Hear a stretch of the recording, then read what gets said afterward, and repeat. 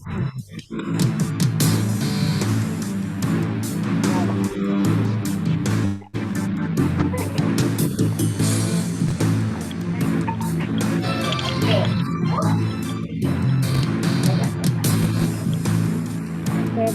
එක සුට්ටක් මේ ඉස්සර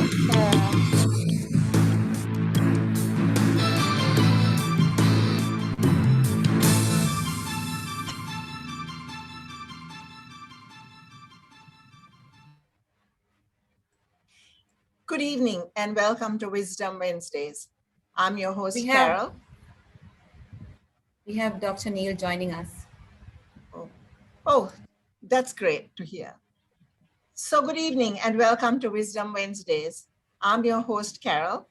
And on the panel today are the wonderful women of wisdom, Selvi, Soraya, Fazana, and we also have Divya, new face today. The topic for today is classical acupuncture as a way to Carol, can you stop sharing your screen? Yeah.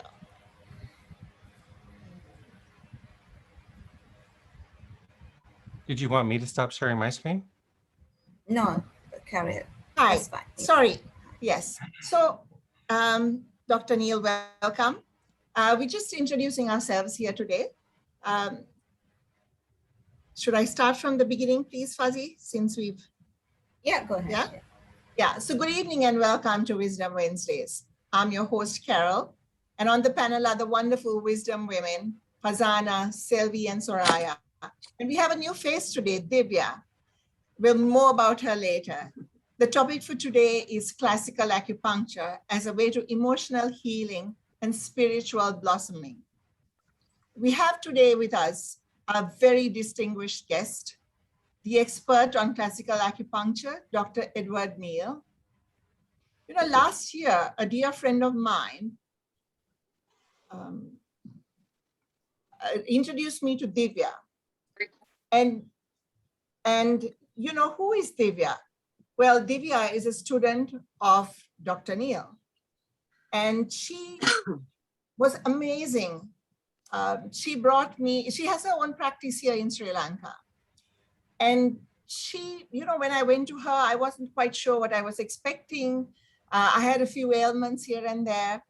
And anyways, not only has Divya helped me to get grounded, she has helped to heal areas that I didn't even know existed, that were actually tied to past unresolved pains.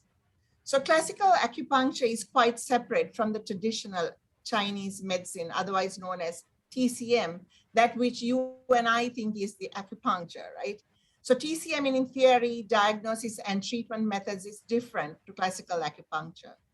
One of the main differences between classical acupuncture and TCM, as I understand it, is that classical practice utilizes channel theory and diagnosis as opposed to TCM's point function. But I'm sure you would want to hear this more from the expert himself. But in the meantime, I would like to hand you over to Soraya. So Soraya will take over from me and lead today's program. Thank you, Soraya. Thank you and welcome everybody, and good luck, Carol, with your busy schedule and round of meetings that I don't know how you do, multitasking. So I want to at this moment address two things. One is that acknowledging Dr. Edward Neil. Welcome, Dr. Neil. It's an honor and a privilege for us to have you. They say all the money in the world can't buy you back good health. And we are privileged today to have you tell us how to be more healthy. Last week, we had Mr. Terrell Ferdinand, who spoke about let food be thy medicine. And he spoke about functional and integrative medicine. And I don't know how many of you took any cues and points and nuggets from what he said. As for me, this morning, I'm having my celery juice with apple and cucumber. So, it has been an amazing journey for me to recommit to something new. And that is our goal. Wisdom Wednesdays is not just about coming together and having a program and walking away. We want the women of Lanka to do something towards promoting national unity and to empowering each other. So that reminds me of the 18th of July, which was Nelson Mandela's Day. Nelson Mandela, as we all know, he promoted women's rights, children's rights, peace and reconciliation, justice. That was all what he was about. So they declared July 18th as Nelson Mandela Day. And here's what he said: freedom cannot be achieved unless women have been emancipated from all forms of oppression. So the goal of our program is to really empower women to empower other women.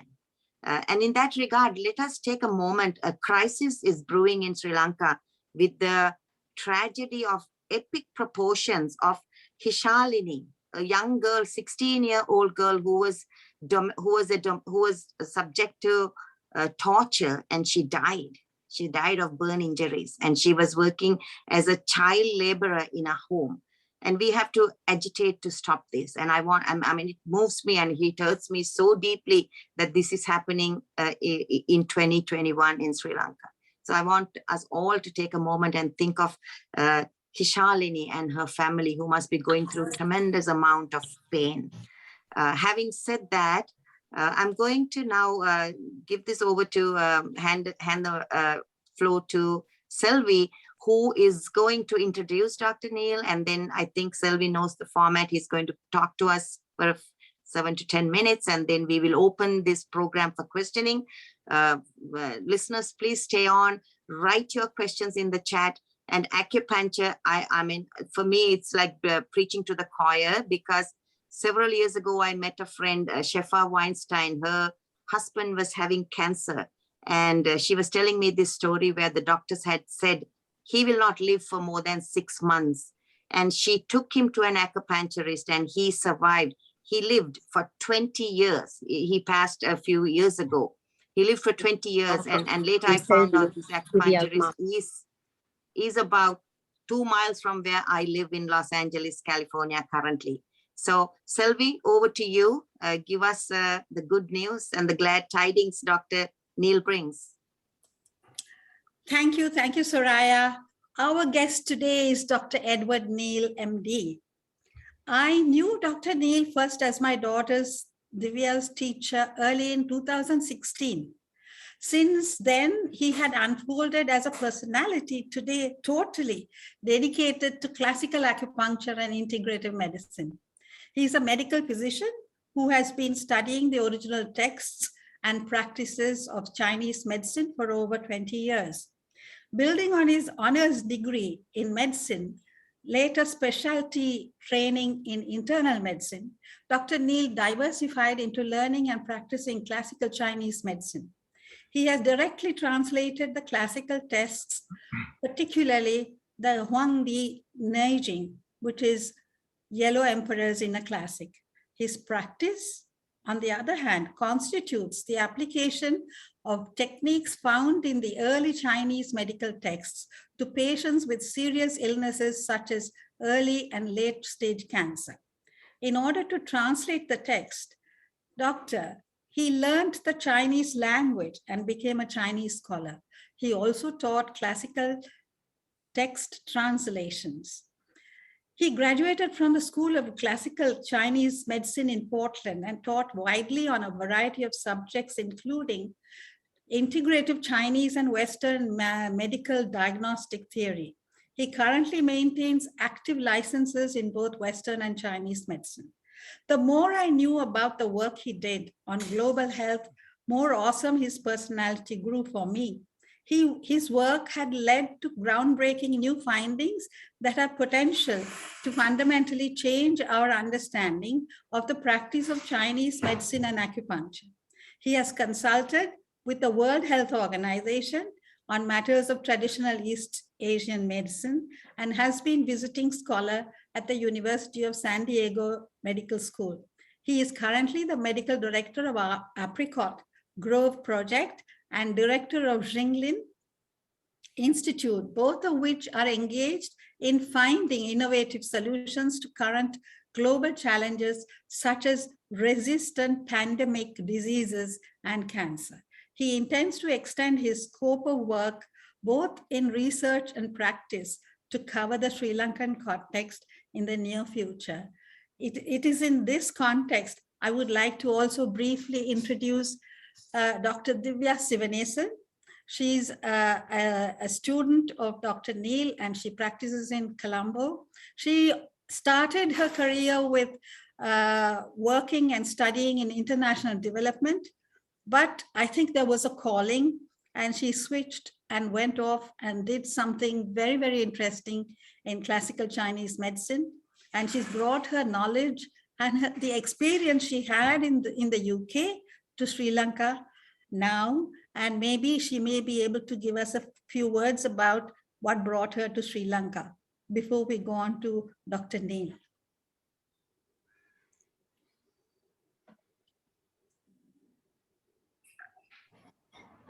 Thank you for the introduction. There is something funny about your mother introducing you on one of these things.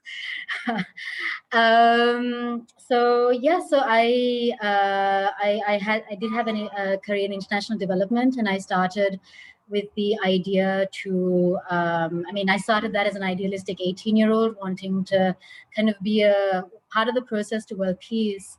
And I did an undergraduate and master's, and I spent 10 years working in that field.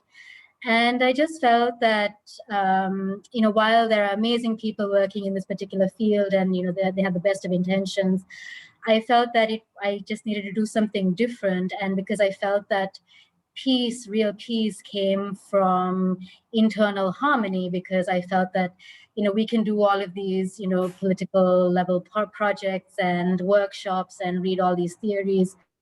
But if something just shifts politically, people can go back to killing each other. So for me, the question was always, when law and order breaks down, what is the difference between the person who will kill and loot and pillage and the one who doesn't? And for me, basically both people have that opportunity, but one decides to do it and one doesn't. And so for me, this was about consciousness. And then the next question was, how can I, first of all, elevate my own consciousness, and how can I also help other people do it for themselves as well? And through lots of kind of, lots of kind of steps that happened, I fell into acupuncture, and I started reading more. And and so I kind of, gave it all up and funded myself, and through 3 years of acupuncture school, because I really felt that, working with individuals, if you just facilitate someone's healing journey, if you're in pain, imagine what kind of person you're going to be like at home or at work. And that has ripple effects. That's violence, because the violence we feel in ourselves, we always project on the outside world. So for me, working with an individual with needles and then helping them, emotionally and physically get some sort of peace and contentment, that then reflects in the home atmosphere, and then that then has, ripple effects throughout society. So for me, this was the reason that I shifted from international development to acupuncture, because I felt that, it's the same job, but I was just approaching it in a different way. Thank you, Divya. I think what you said is what actually is the motto of Dr. Neil as well. When we treat the individual, we treat the family. And when we treat the family, we treat the community. And when we treat the community, we treat the world. Dr. Neil, over to you. Thank you. It's a little early in the morning here, so I'm still waking up a bit, but it's really great to be with you all here, and to tell you a little bit about our work, and see if this can help you and understand things and so forth. And my journey on this began, began about 40 years ago now. It seems like a long time, when I was working in a hospital and as a physician. And I became interested in the question of why people don't get better. Excuse me. Some people would come in and I had something to offer them, and then other people didn't. And very quickly, my patients kind of separated into two groups, the people who kept coming back. And so I started wondering whether other cultures or traditions had answers that we did not know about. And I started to study Chinese medicine. I could have studied Ayurvedic medicine too. It's very similar. And then it's been around forever. It has a written tradition which you can study. I just happened to study Chinese medicine for whatever reasons and went back and learned Chinese. I never thought starting on this path, it would take me where I am today, but that's the way life works. You start walking on a path and then over time you end up someplace very different, and that's the joy of life, I guess. And, but it took me into learning Chinese medicine, practicing, and realizing that the early texts were really the root of everything, all the ideas.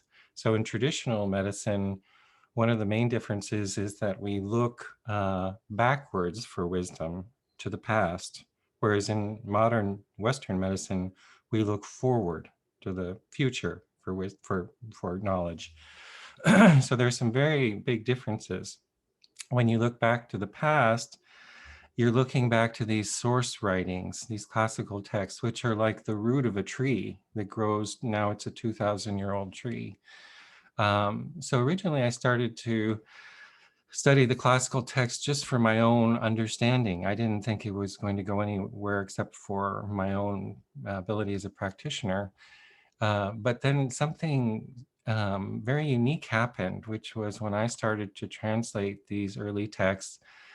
They had just been put on databases in the 1980s, 1990s.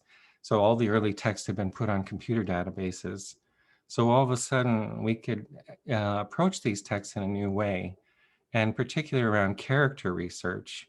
So these old texts have been hard to read for 2,000 years, and people don't actually really understand what's in them to a large degree. And there's a lot of argument back and forth over the centuries and so forth.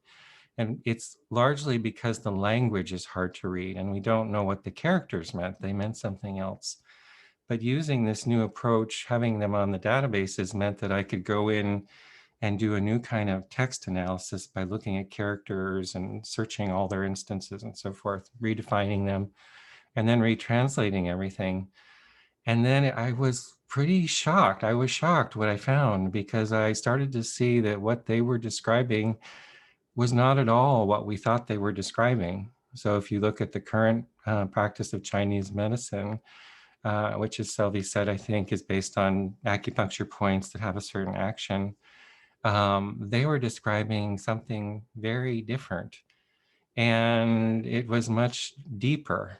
And they were describing the body as a natural ecology with rivers, mountains, streams, and so forth. But first of all, what I saw was that the books were actually telling about how the cosmos operates. So it was like an operating manual of the universe, which really kind of shocked me a bit.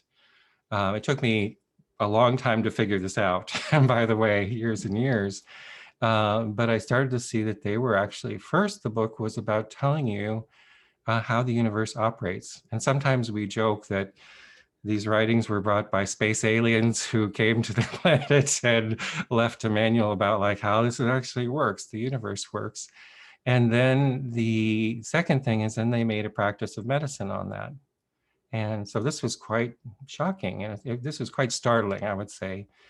And it was as if I had walked into a cave that hadn't been open for 2,300 years. And there were all these treasures and writings and so forth that no one had seen before. And so when I saw that, then I knew I had to shift my goals in life and change my path and start a nonprofit and start to teach. And that's been the last 20 years. What's really, I can show you some slides if you want, because sometimes pictures are helpful. Can I do that? Okay, I'll do that here. I'll share my screen here. Oh, can you enable my host? Can the host enable my screen sharing?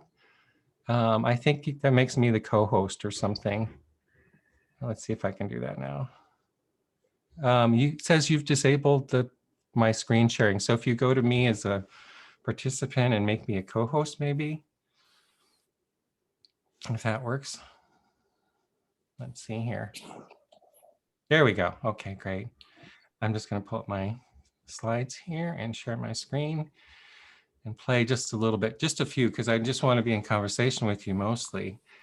But one thing is about when we look back in traditional knowledge, there's a huge amount of information in traditional knowledge that we in modern life often are ignoring because of this idea of looking forward. So there's just so much information about how to live and how to treat people in traditional knowledge that's hidden there at the moment, largely.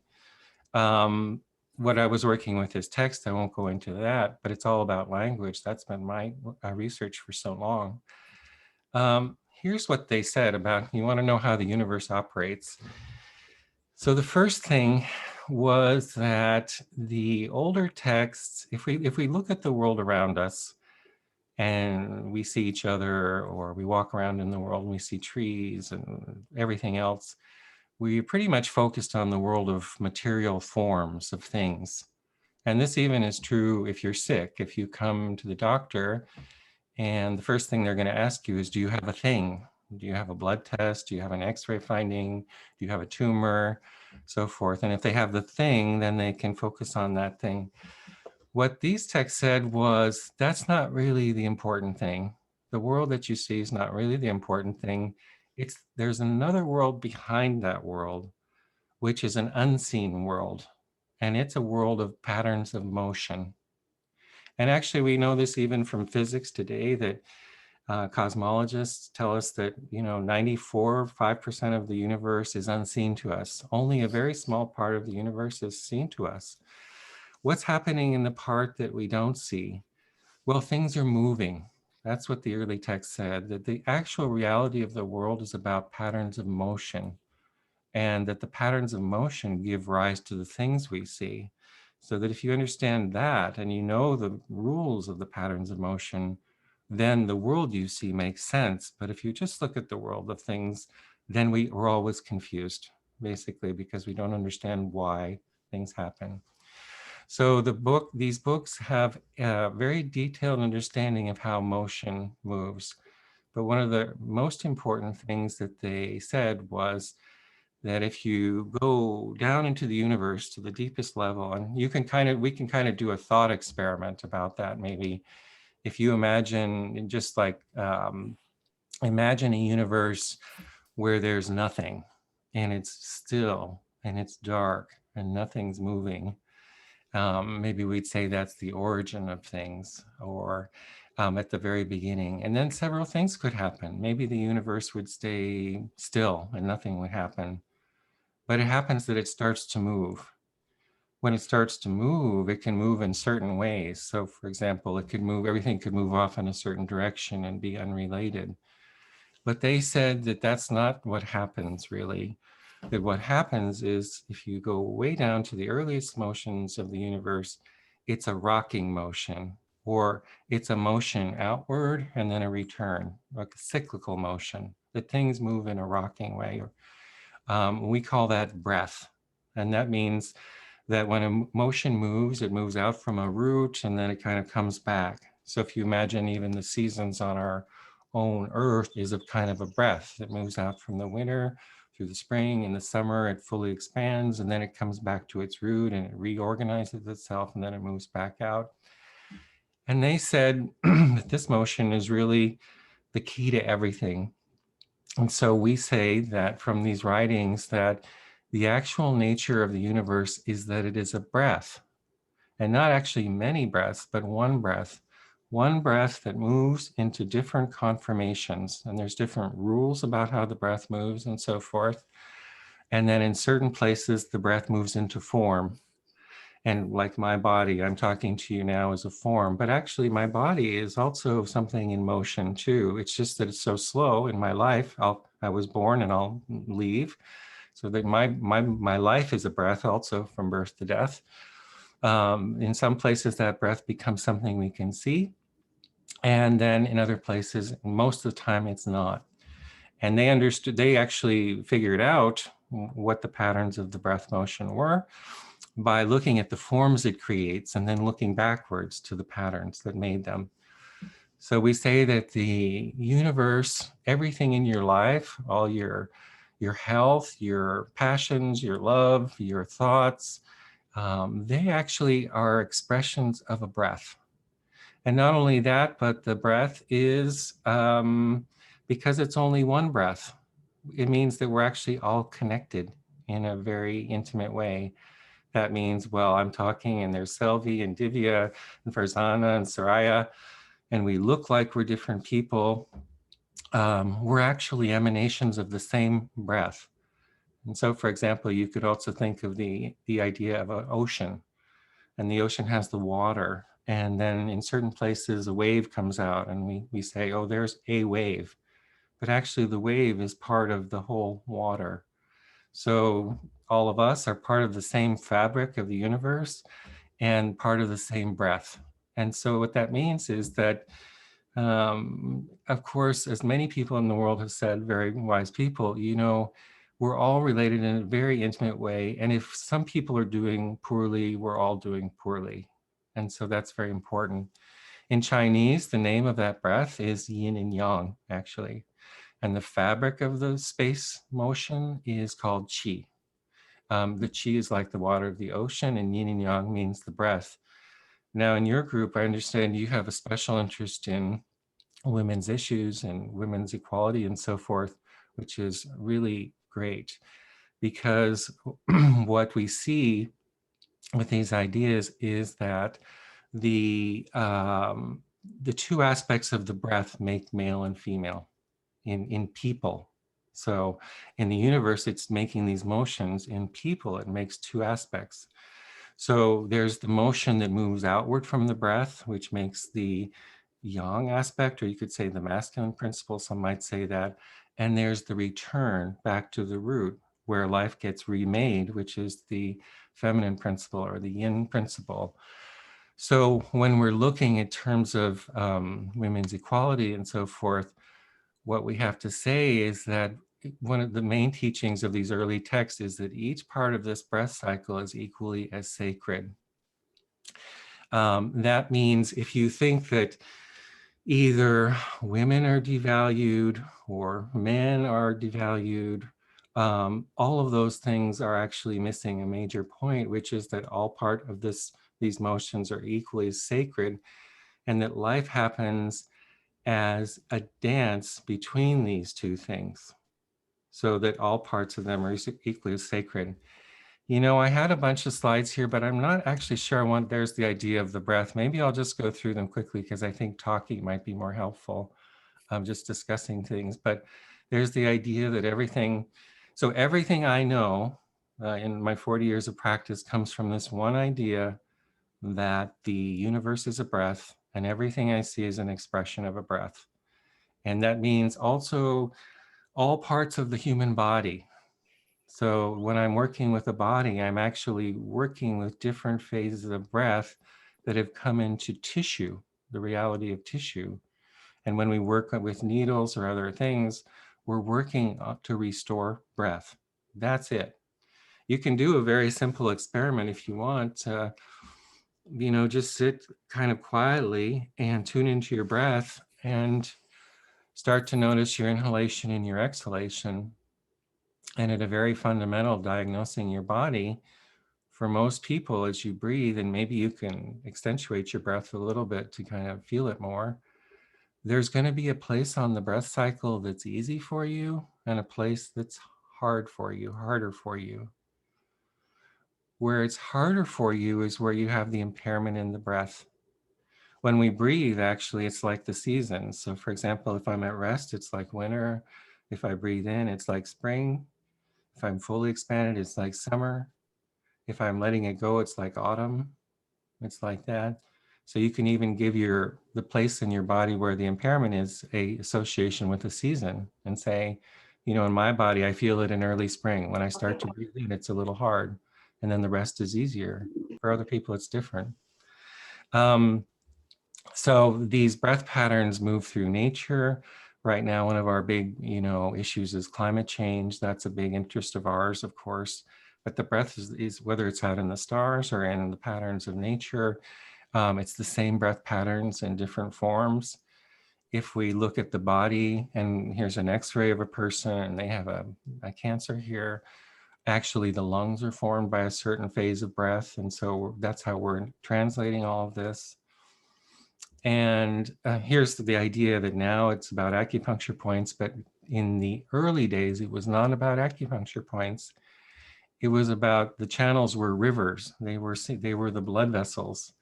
And so when we say that the breath makes nature and all of its patterns with its rivers and mountains, the same patterns make the body. So the body has these rivers, and they're the blood rivers. And so when we're looking at kidney problems or other things like that, as one of these physicians, I'm looking at how the rivers are moving primarily. So I'm like an irrigator, certainly. And so we have this idea that the same forces that make rivers in nature make the rivers in your body and so forth. And so we're kind of like these irrigators. Our practice is that when we look at a person, we're trying to figure out how rivers are flowing. And it's quite lovely. It's quite beautiful. And then we're trying to figure out why rivers are not flowing. And so it's a kind of a combination between being a farmer and a surgeon to do this work. It's really interesting. Here's the early needles. They were a surgical kit. They look frightening, but a lot of them didn't go. They were used on the outside of the body. I don't want to scare you with that. So for example, here's a person with breast cancer, and the way that an oncologist is going to look at this is that there's a tumor, it's an invasion, it's kind of a military model. We're going to try and use something to kill it and so forth and cut it out. That's a story about how an illness occurs.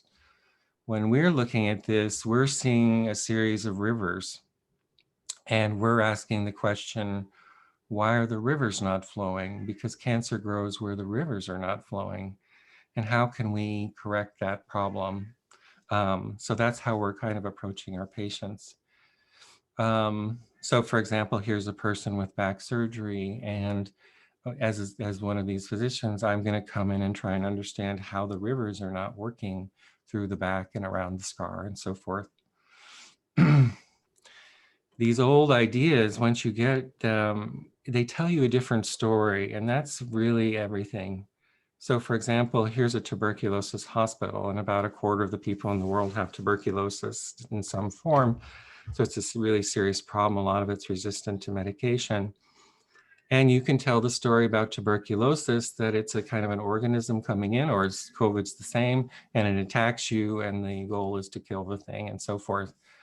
There's another way to tell the story, which is that the world is full of organisms and they grow in different ecological settings. So, if you leave food out on your counter, something will start to grow there, but there's, trillions of organisms around, but only a certain kind will grow because the environment's there.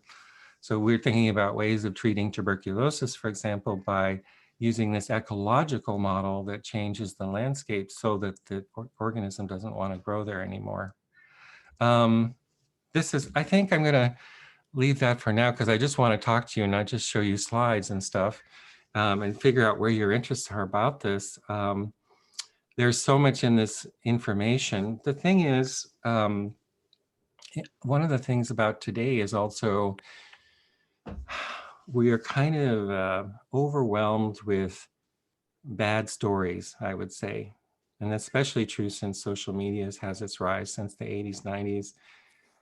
But right now, if you turn on your computer or your phone, and there's so many people telling you things, and a lot of the information is not very good.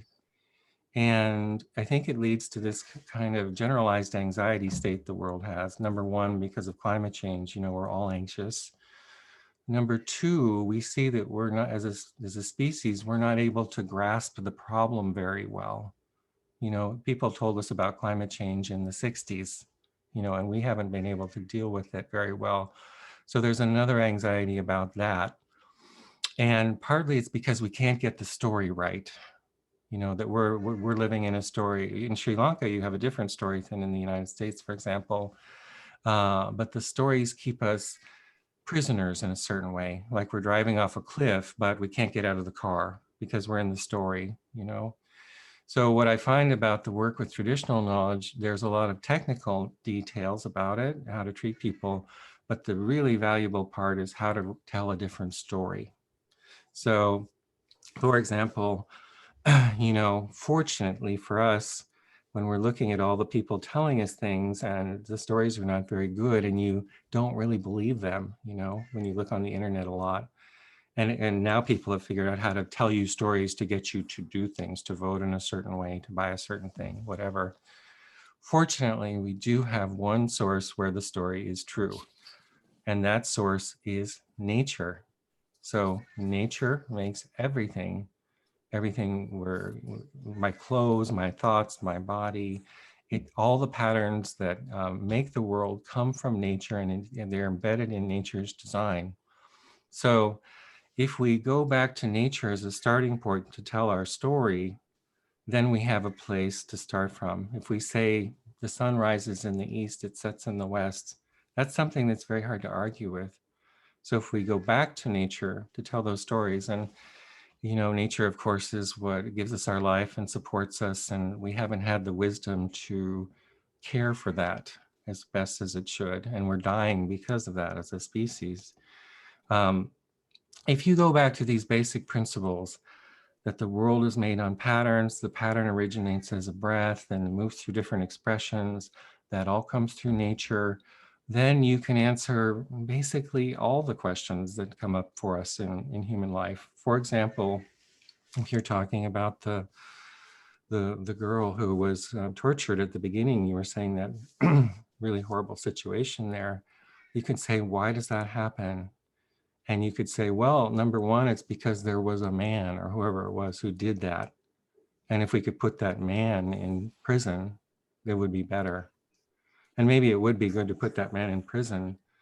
But then we have to say, well, that happened in a certain pattern, in a certain way that the breath was, and the breath wasn't good.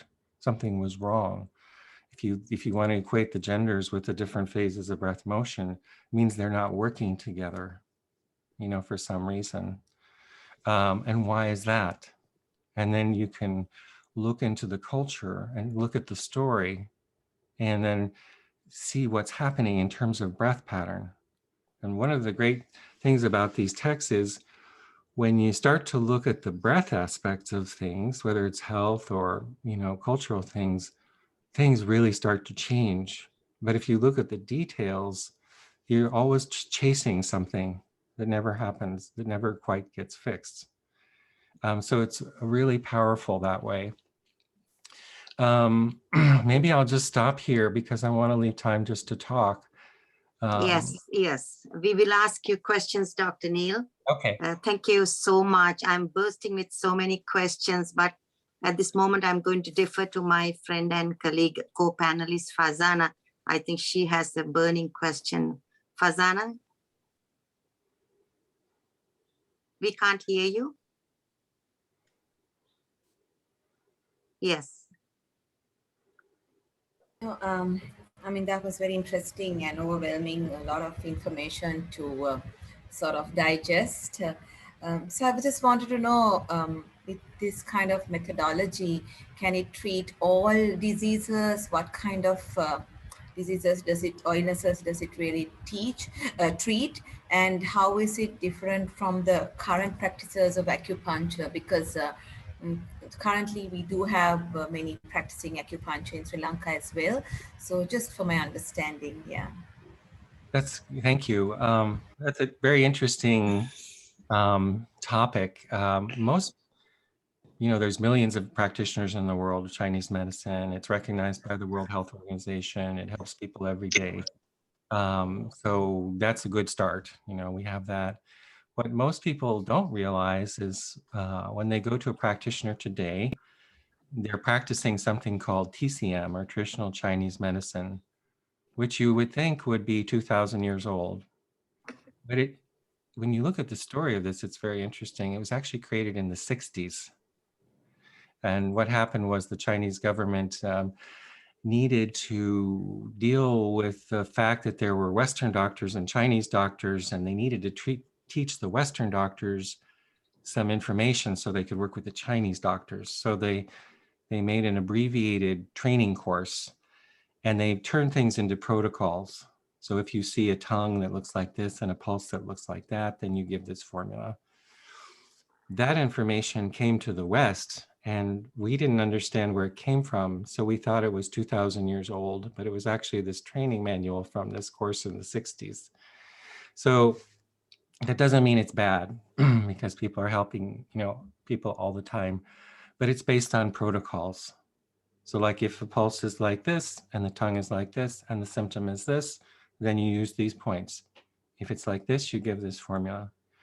So that's very good for training people who don't have a lot of experience, for example, quickly. That's one thing.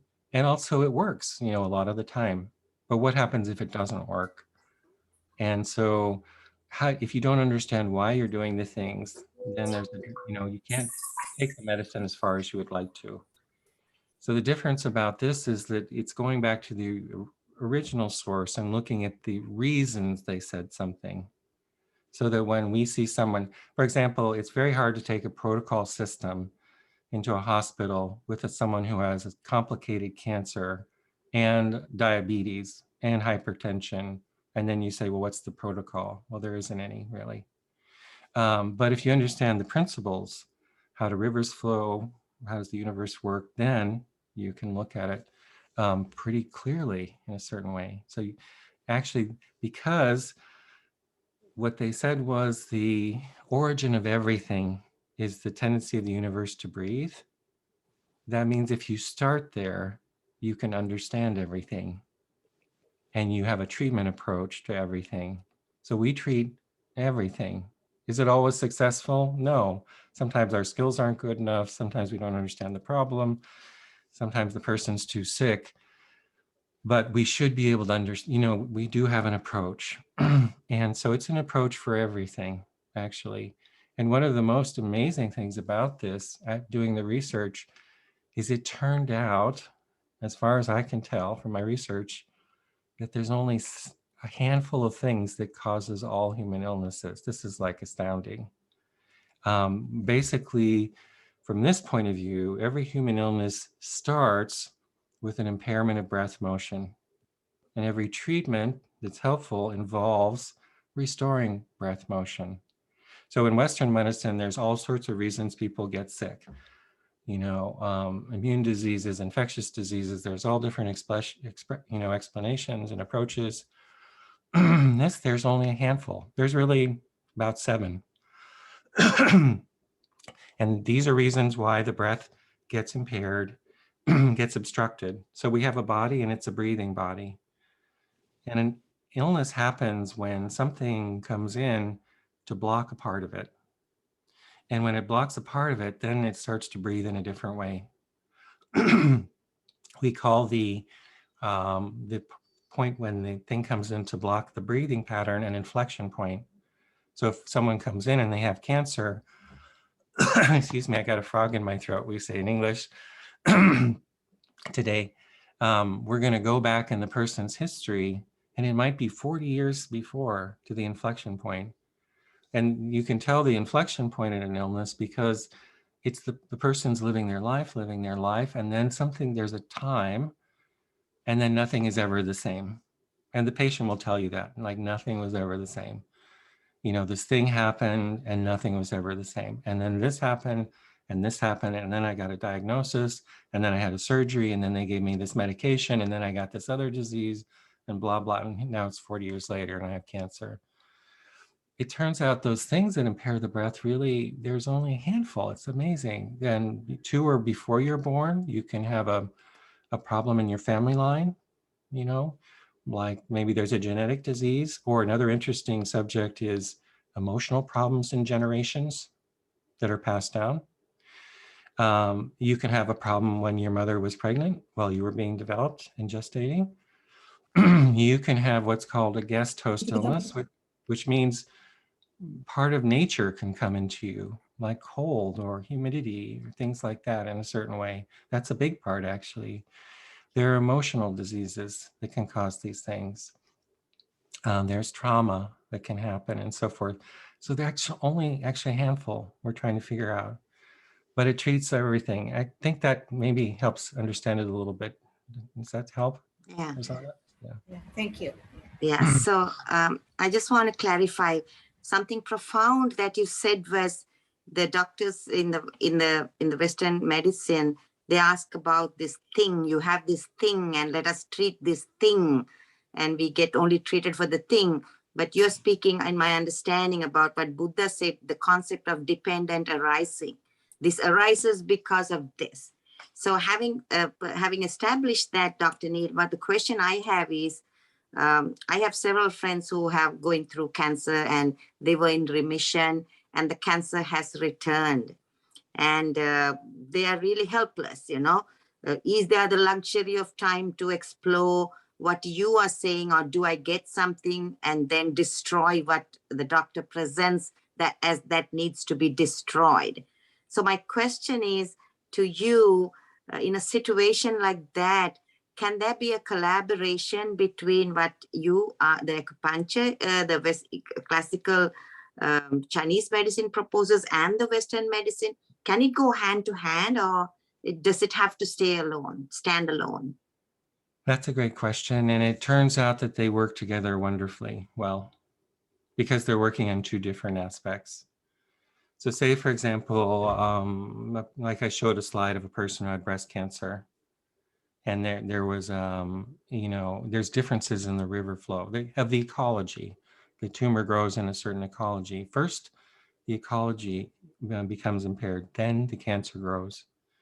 So if the Western doctor says we're going to give chemotherapy and do surgery, radiation, well, that's going to work on one aspect. Maybe sometimes we like the doctors to take the tumor out first because it gives us a head start. You know, it gives us you know, pushes things forward. And sometimes we have good treatments. You know, a lot of chemotherapy maybe is not so good, but some actually doesn't have so many side effects and the outcome's pretty good. So, but why does a cancer come back? So say I have a certain ecology in a breast and a cancer starts to grow. And then I give chemotherapy. Well, the chemotherapy goes everywhere and it's pretty often pretty not great. The ecology, why the tumor grew, it's still there. So even if they do radiation or chemotherapy or even surgery, it'll change it. But the basic holding pattern, the ecology, why the tumor cells grow, it's still there. So that's why cancers have recurrence. What we find is when we treat the ecology after surgery or something of a tumor area, we basically don't see recurrence there. Ever. I mean, we just don't see it. If you go in and fix the ecology, it never grows that way again there. It may actually grow somewhere else if it's spread sometimes, but it will not, it just does not grow back there where you're working. But in that case, the Western doctor and our approach, they're doing two different things. So they work together actually really well. It's like a missing. Thank you. Thank you so much. Yeah. And Sylvie, I know you are bursting with questions. You need to unmute yourself. Dr. Neil, and my question is actually about the texts that you have been working on. What kind of guidance do these texts give you to treat emotional diseases and trauma? So this is like such an interesting area about this, because if you think about it, the world is actually about patterns of motion and about breath and things, then emotions have to be about that too. For human beings, we always write stories about our emotions. So for example, if I'm angry, I'm not just angry, I'm angry at someone or something, and then I write a story about it and so forth. It has a meaning that, and I say the reason I'm angry is because that person did this thing or whatever. And what they said is that's just a story we write actually, that emotions are actually like weather patterns or season patterns, and that they don't actually have a story. They're just patterns of motion. So let me give you an example of that. You can, they talk about 5 emotions, and they're related to the different seasons. So, for example, there's the emotion of anger in Chinese medicine, and they relate that to springtime. And what they say is that in the springtime, the seed is in the ground, it starts to grow outward, and it has to push the earth off of it to come out. And it has to pop through the earth. And that energy of pushing against something is called anger. Isn't that strange? That means if springtime is happening normally, all the plants are coming out harmoniously, it's very gentle, it's pushing, but that's the normal pattern. Now say that someone puts a board on top of that plant and it's trying to push. I should say that's anger, is what it means. You're trying to push something off of you. You're trying to express yourself, to express your thriving in a certain way. Something's sitting on top of you. So the character in Chinese for anger is a woman, being restrained in a certain way.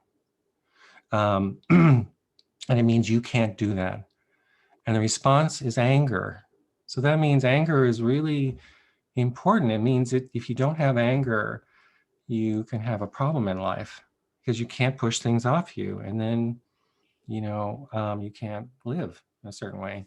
What we often see is that something happens in childhood and children can't express anger, so it becomes part of their structure, and that becomes a different issue.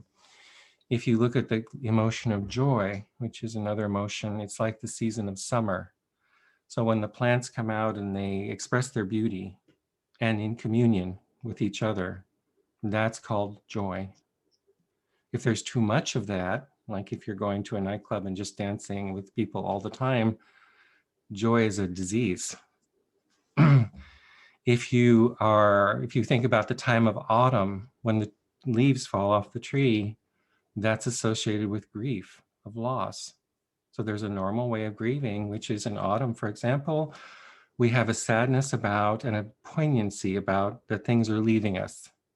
And we understand their value in a different way than we did in the springtime. If the grief is too much, if you lose your parents in a car accident or something, then the grieving process is too much, and then it's a disease. If you talk about the wintertime, when it's dark and there was snow and things are dissolving away, we associated with that with fear, where things lose their identity, where you can lose your life in a certain way. And it's associated with fear. So these are patterns of motion. What that means is, maybe there's one person and they're angry all the time. They don't seem like they have a cause. Really, things are going pretty well, maybe. That's a problem of the breath motion of their seasons, just like we did that breathing exercise. They have a problem in that phase of the breath. So it all comes out as this thing we call anger. And then we attach a story to it, like I'm angry because the politician didn't do this or this, that, and the other thing. But that's not where to focus. It's about the breath pattern. The interesting thing about emotions is that they're not in your brain, or I should say they're not only in your brain. So we have a Western approach that, emotions live in your brain. But actually, we look at your body. They actually live in your body. Your brain is part of your body, so it also lives there. It has a memory of things. But when we're working with emotions, it'll be in your shoulder, or in your breast, or in your back, or in your knee. And so we're actually, when we're doing emotional work with people, we're actually finding where is it located in your body and what's the problem with the river flow in that area. And that's how we treat the emotions. And when we do that, what we find is that people stop talking about what they're having emotional problems about. They just stop talking about it. Thank you, Dr. Neil. I think we are running out of time. It's been Sorry. very interesting. Yes. No, it is so illuminating. I have a question. So do you have any general advice for our listeners for their own wellness, especially during the time of COVID? And secondly, also, do we wait till we fall ill to go and get acupuncture? Or is there a preemptive acupuncture for people who are healthy? Is there some practice you recommend? Yeah, in terms of the last question first, in the old days, they said, you know, by the time the illnesses come, it's like you're way too late. Like all illnesses start first as an impairment of pattern of breath motion. And if you're a good physician, you should see that way before the illness comes. Of course, that's not what happens now. Everybody waits till the end and then they come in and, you know, and it still works for that too. Right now, we're living in this really trying time for our bodies because we are deconstructing the breath patterns of the planet through our effects on the environment. So if you look at climate change, like the polar ice, for example, it holds one pole of breath motion in nature. It's the contracting cold winter phase of breath motion. And when we melt that, and that moves to the equatorial regions where there's a breath pattern between where it's warm and where it's cold. And the ice makes a stable breathing pattern in nature. It's like a reservoir that holds that. So, you know, in my lifetime, I've lived with nature having a pretty stable breathing pattern, right? With the seasons. And your body can rest in that, and animals can orient to that, and plants can orient to that. When we melt that breath pattern becomes chaotic. So we've given the world vertigo, I say. If you feel the wind patterns, they're like moving all over. And also, if you think about the breath pattern, you know, in our body, the deep contraction of our breath, the yin aspect is in our pelvis, and it's in our lower body. So our breath comes out of our pelvis, and then it comes out and we expand out in the summer and come back down, and it rises up and it falls with the day, up and down. So normally that's balanced. But as climate change has come, our energy rises. So as we melt the ice, our energy doesn't go back down to our root every day as much as it should, and it just stays up here. And that's compounded by like staring at screens and things like that. So the big challenge for our health at the moment is to return stillness and descent back into our pelvic root in a way. Yeah. One way to do that is we want to sync ourselves to nature's breathing patterns. So we don't want to be breathing, we want nature to breathe us. It's like much more powerful. That means, how do you sync yourself to nature's breathing patterns? It's not that hard, actually. You get up when the sun rises. You kind of go to sleep when the sun goes down. In the winter, you stay in bed later, you know, and you go to sleep earlier. In the summer, you can get up earlier and so forth. So you're trying to sync yourself with the day and the seasons. You do that also by eating seasonal food. So if you eat seasonal food in your environment, you're syncing yourself to the environment. It also means focusing on your sleep a lot and rest. Right. So one of the wisdoms here is that for any activity you do, any outgoing activity, there needs to be an equal period of rest, or it's called an illness. So if you're working 14 hours a day and resting 6, that's an illness. You know? It also means like turning off all the lights and things in your room, maybe turning off your Wi-Fi at night. But you're trying to just imagine like the nature is like an ocean and you're trying to ride the waves. Right. You know, Thank you, doctor. There is one question from a listener. I don't want you to feel we have ignored it, even though your answer is so relevant and important. She says she had multiple surgeries, hernia, and then fibroids. And now she wants to raise a family. She wants to have a baby, and she's not sure whether acupuncture can help her. And we have just about half a minute for you to answer. Well, then I think every patient needs an evaluation to answer those questions properly. But fortunately, does she live in Sri Lanka? Yes, she does. Well, then she should go see Divya. You have a great resource there. Right, right. And then maybe give her, maybe can we post your email on our Facebook page so our listeners can write to you? Sure. Although I would say this, that if people have specific questions about illness, my answer is always the same. Someone has to see you. Okay. Okay. So I can't answer questions like, will it work for this? Because the answer is always someone has to see you and see what the problem is. Thank you. Thank you. Thank you so much. We so appreciate your wisdom And thank you for joining the Wisdom Women. And we hope you'll come back because this is so relevant and important. And I would Divya, love do you have any closing comments? No, just that I've been studying with Ed for the last 5 years, and I actually went to a classical acupuncture college, and working with Ed for the last 5 years was the icing on the cake, and this is why I came back to Sri Lanka, because I felt that this knowledge was really important to treat and practice here, considering everything that we've been through as a country, emotionally, traumatically, everything. So it's an amazing journey, and I'm so happy to have Ed as my mentor and continue learning. Yeah. And Yeah. Divya, can we share your contact then?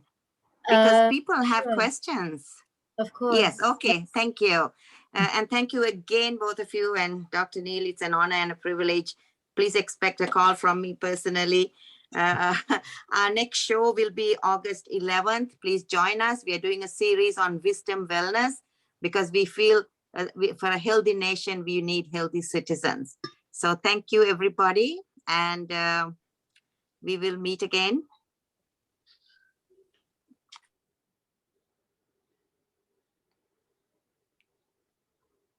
Thank you.